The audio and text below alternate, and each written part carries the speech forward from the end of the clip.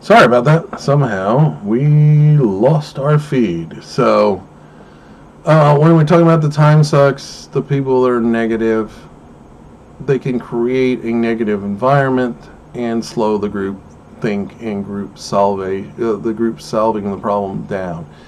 Monopolizer, they tend to make it about themselves. They love to hear themselves talk. They take up a lot of time. They don't always contribute very much, and generally, they don't pay attention to social cues about getting work done.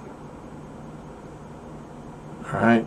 The self-confessor, and again, I'm not going to ask many questions on this, and I'm sorry that we're having to have two videos on this because somehow my computer just decided in the middle of it to shut off. I mean, at least stop recording. The program died. So, self-confessor, again, they make it about them. It's telling stories about their life and their frustrations and their inadequacies. And it's frustrating because we're in a group to get things done. And unfortunately, while we love to help people, it's not a great space to be in because we're trying to get this done in a timely fashion, and these people need like counseling, and we could do that outside of this group, but we can't do this in there because it's just taking away from the rest of the group. There's also the insecure compliment seekers. Every time they ask for something, they need validation. They constantly need validation. Is my outfit okay? Do you like my ideas? Oh my gosh, did I talk too much? Did I, contribute? Did I? They're always constantly guessing, okay? Then there's the joker who uses sarcasm. They play pranks. They are unproductive in that way. And, it's not more like a class clown versus someone who helps people blow off steam.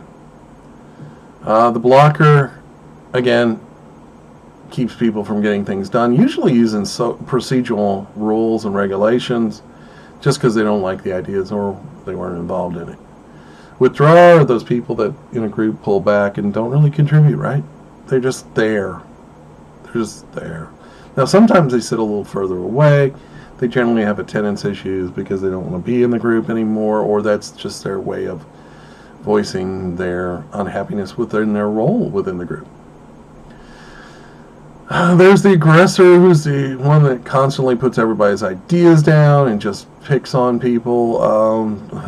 They're obviously not productive. And then there's the doormats, and the doormats are the ones who are always feeling a little inadequate. They need help with self-assurance. They don't want to be involved in conflict. Whenever there is conflict, they kind of almost pull back. They do the withdrawal thing. And they're kind of sad because they want people to notice their sacrifices to the group, even though they may not have done the doggone thing except show up. And it's frustrating. So don't find yourself as one of those negative groups within the group dynamic. When we think about group problem solving, it involves the thoughts, discussions, actions, and decisions. We talked a little bit about this before in 13, but we're going to dive in a little bit more too. When we think about group problem solving, there are three central components. There's an undesirable situation. When conditions are desirable, then there isn't a problem. So meaning the group's not going to be able to solve anything. There's a desired situation, right? And in this, there may be only a vague idea, but it's at least better than an undesirable situation. That vague idea may develop into more of a precise goal so that the group can achieve something. And then there's also obstacles between undesirable and desirable situations. Those are the things that stand in the way, people get in the way, our communication, some of the doormat, the jokester, everybody's going to jump in and try to keep us from solving our goals.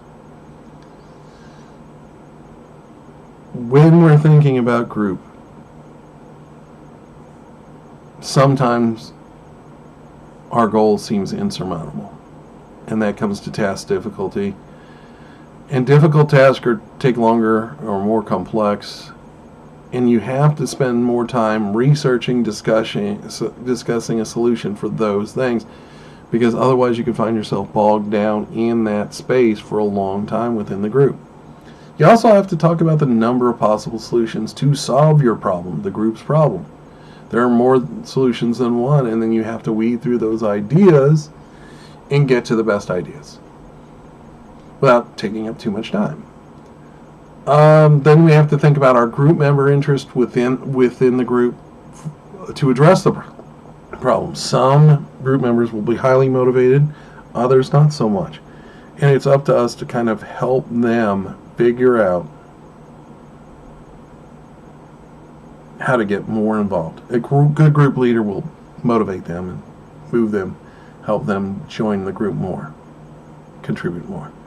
And then you have the information gap type situation where you've got some group members are familiar with the problem, others aren't, and you've got to bring people up to speed. They also don't know about budgets, things like that, so you have to let them know about those things, which take up time, which keeps us from solving our problem.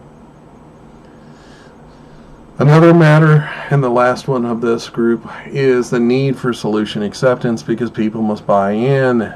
You've got to get a consensus from the group on how to resolve this problem, this need, and you have to get enough group members to buy in to make it democratic and seem like a group project. Otherwise, you're being that leader who's going to take it through to the end zone himself. And while sometimes that's needed, most of the time groups despise that. So, when we're trying to solve problems, we need to define the problem first. Then we need to analyze the problem. The who, what, where, when, how, why. Then we need to generate our possible solutions. Evaluate all those solutions. Find the ones that might work best. Implement and assess those solutions to make sure that they are actually working. Put into play the best ideas and make sure they are working. And then the group gets to adjourn, right? So, when we're brainstorming, remember this. 4 rules of brainstorming. Evaluation of ideas is forbidden in that step. Wild and crazy ideas are encouraged because, believe it or not, sometimes they work. Quantity ideas, not quality, is our goal in this stage because we can refine those ideas later on and make a better solution set. But for now, it's just throw stuff out there. We use this in advertising all the time. And the new combination of ideas presented are strongly encouraged. Before doing a brainstorming session, or any brainstorming in a real formal way, I would do a warm-up brainstorming session. It gets our brains working. Silly questions like we do this in advertising. If our group, this group we're in, formed a band, what will we be called? What would we name ourselves? Things like that. Silly things, but it gets us thinking. And then we turn around and do the actual brainstorming session. We remove any duplicate ideas because sometimes we have ideas that are real stacked real close to each other, right? Nearly the identical. And then we'll clarify, organize, and evaluate. Then we'll start the evaluation process. Sometimes in advertising we were told, let's say with a 4 o'clock email on the afternoon before, I want you to make a list of ideas for such and such marketing campaign. And we would do so. Come in the next morning and literally have a list. Then it made the brainstorming process super quick. Then we could get to evaluation a lot faster and we can move on. The best part about it is when management asks us to send them the ideas, and then we would have, let's say, 4 o'clock day before, hey, email so-and-so, the manager, your list of ideas. And then we have a meeting at 2 o'clock and discuss them. And the manager would compile that list, right? No one would know where the ideas came from. That takes away that whole personal bias. I don't like that person over there. I'm not going to vote for their ideas, because trust me, it does happen even in an advertising agency. And it worked really well. They created that master list. We ran through it, clarified things, and actually were able to get to refining those ideas in a very quick manner. You know, I referenced the table 14.1, pros and cons of agreement-based decision-making techniques. Look it over. I'm not going to dive deep into it, but it is kind of important. And again, I'm sorry that somehow my recorder quit on us. I'm going to try to merge these two videos together today so that we only have one. But if I don't, you'll understand my statement of the two videos at that point. Hopefully I can make it one.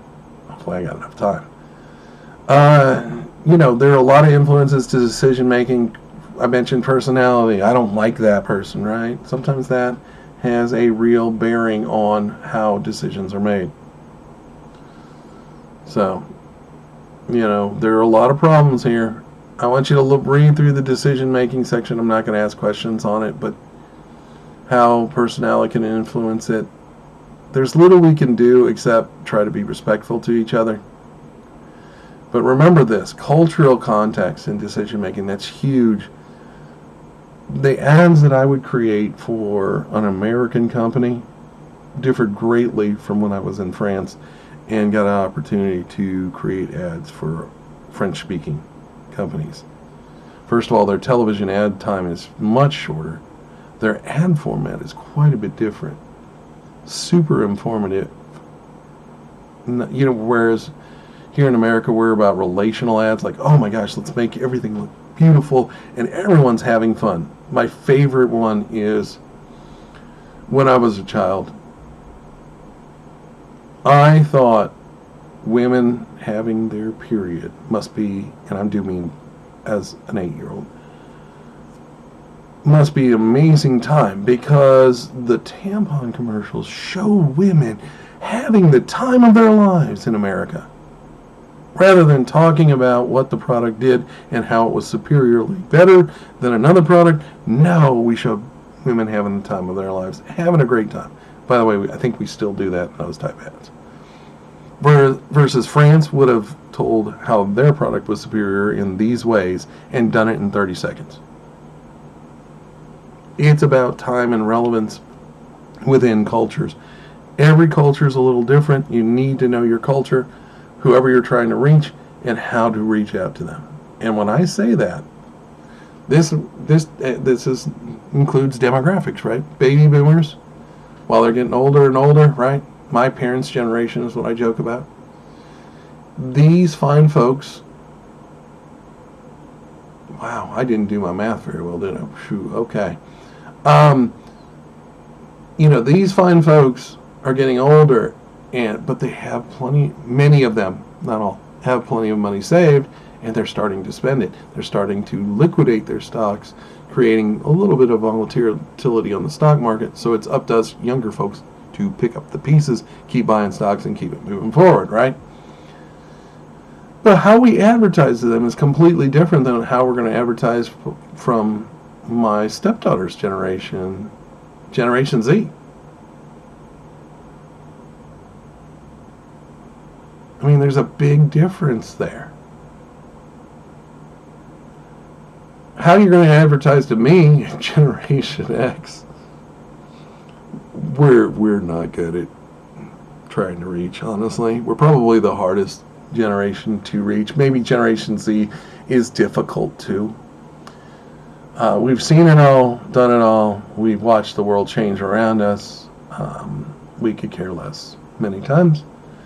We're just trying to live our lives, get through this thing, and try to keep our kids happy reasonably and get them out of the house. And then we're looking forward to the time we can spend, hopefully, with our spouses and our friends, and just sit on the beach and drink a Mai Tai and chill out, because all our lives we've had to work our butts off. All of us had jobs when we were kids, so we're just not easily accessible for advertising. And Generation Y, the millennials, again, I don't think that they're hard to reach as much. I see them as pretty easy to reach, but they're looking for things in a specific format, specific way. So, again, cultures, demographics play a role in how groups work and how effective our end result is. So don't forget that. Don't forget your homework as well. Thank you so very much for participating. Thank you for this class. Thank you for being model students. I appreciate it. The goal is to get you information that you can use, and I trust that we're doing that. Thank you so very much, and you have a wonderful, wonderful day.